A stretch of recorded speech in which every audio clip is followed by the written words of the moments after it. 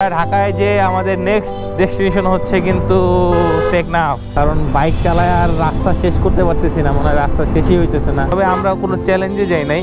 তো আমার কথা হচ্ছে ভাই টিটি মারবো আলা এই জায়গায় 24 ঘন্টা হোক আর 24 ঘন্টা থেকে 48-72 ঘন্টা হোক, এটা কোনো ব্যাপার না। আসসালামু আলাইকুম এভরিওয়ান, কি অবস্থা সবার? আশা করি সকলেই ভালো আছেন।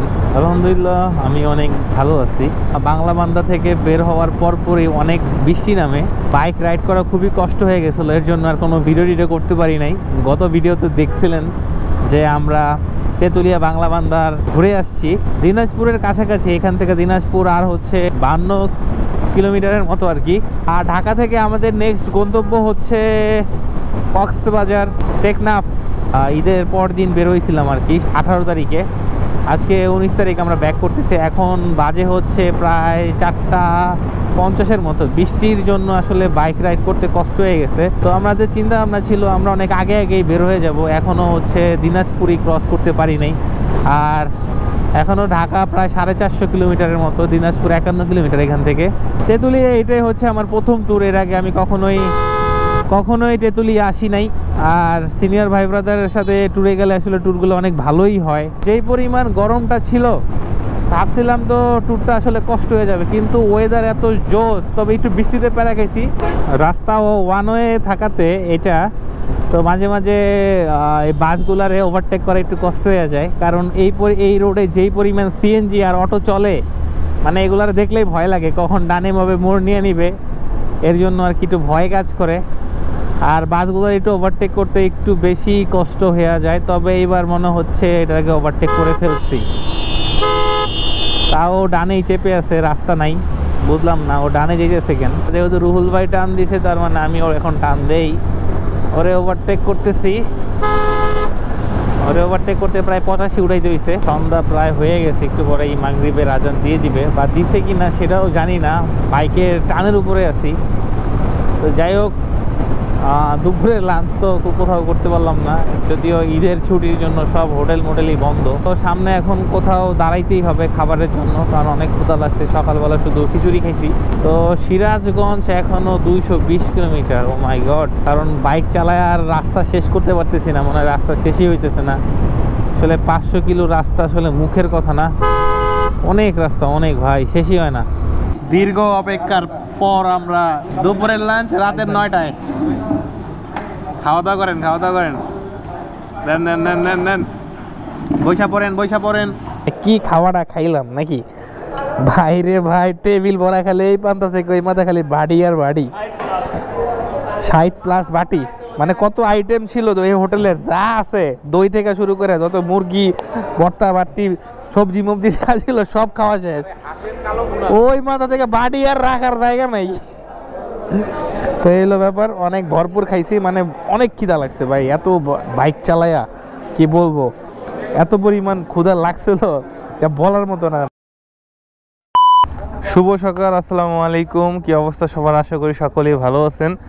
তো আমরা কিন্তু বাংলা বান্দা থেকে এখন কিন্তু বগুড়াতে আছি। ভেবেছিলাম ঢাকা চলে যাব, কিন্তু ঢাকা যাওয়া হয় নাই, তো যার জন্য আমরা বগুড়াতে আছি। তো ছিলাম হচ্ছে নির্জর ভাইয়ের বাসাতে, তো ভাইয়ের বাসায় আসছি। আমরা এই বাসায় ছিলাম। আমরা চেয়েছিলাম বাংলা বান্দা তেতুলিয়া থেকে ঢাকায় ফেরার জন্য। রোডে বৃষ্টি আর রোডের আবহাওয়ার জন্য আসলে আমরা গাড়ি অত একটা টানতে পারি নাই, যার জন্য বগুড়া আস্তে আস্তে আমাদের রাতের 1টা বেজে যায়। তখন আসলে নির্ঝর ভাই আমাদেরকে বলে যে ভাই আপনারা তাহলে আজকে 8টা থেকেই যান এখানে। তো বগুড়া থেকে বের হয়ে যাচ্ছি, সামনে হচ্ছে বনানী। তো ওইখান থেকে আমরা তেল নিব। বনানী তো আমাদের ঢাকাতেও আছে, তো বগুড়াতেও একটা বনানী আছে। ফুয়েল নিয়ে আমরা টান দিব সোজা ঢাকার উদ্দেশ্যে।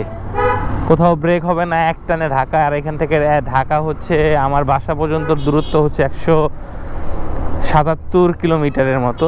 ঢাকায় যে আমাদের নেক্সট ডেস্টিনেশন হচ্ছে কিন্তু টেকনাফ। ঢাকায় আমরা একটা ব্রেক দিব, আর বগুড়াতেও ব্রেক দেওয়াই হলো।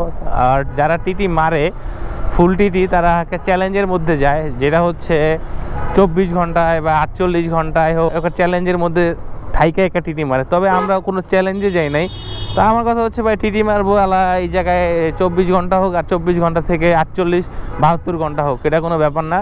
লোক সংখ্যা হচ্ছে আসলে অনেক বেশি, 11 জন বাইকার আসলে সবাই যদিও 5 মিনিটের জন্য দাঁড়ায় তাহলে অনেক একটা সময়, ঠিক আছে। তো এই সময়ের জন্য আসলে এতগুলো বাইকার নিয়ে টিটি মারাটা আসলে একটু সময় লাগবেই, স্বাভাবিক। তো এর জন্যই আসলে আমরা চাচ্ছি যে ধীরে সুস্থেই টেকনাফ থেকে তেঁতুলিয়া পর্যন্ত টিটিটা আমরা মানে রিল্যাক্সে মারার জন্য। তো অলমোস্ট ঢাকা থেকে হচ্ছে তেঁতুলিয়া বাংলা ভান্দা থেকে বগুড়া পর্যন্ত আমার টোটাল এখানে ফুয়েল লেগেছে 3380 টাকার মতো। তো এখনও ফুয়েল ফুল আছে। তো আশা করি এটা যে ঢাকায় যে চিটাং হাইও না যেতে পারলেও মিয়ামি বা কুমিল্লার আশেপাশ পর্যন্ত যাওয়া যেতে পারে, টেকনাফ থেকে শাহপরী দ্বীপ পর্যন্ত।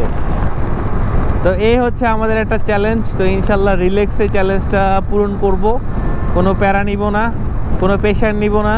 তো আমরা সিরাজগঞ্জ গোল চত্বরে চলে আসছি। বগুড়া থেকে মাত্র এখানে আসলাম, এখানে একটু দাঁড়ায় রেস্ট করলাম, পানি টানি খাইলাম। এখন আমরা সোজা চলে যাব সামনের দিকে, সেতু পার হয়ে বা সেতুর আগে না পার হয়েই দুপুরের লাঞ্চটা সেরে তারপরে আমরা সামনের দিকে মানে ঢাকার পথে এগিয়ে যাব। তো চলেন যাওয়া যাক। মামলা থেকে বেঁচে গেলাম, এখানে এই যে ওভার স্পিডের জন্য গাড়ি আটকাইতেছে, সামনে সেনাবাহিনীর গাড়ির জন্য আমাদের আটকায় নেই, যেটা আটকাইছে ওভার স্পিডের জন্য।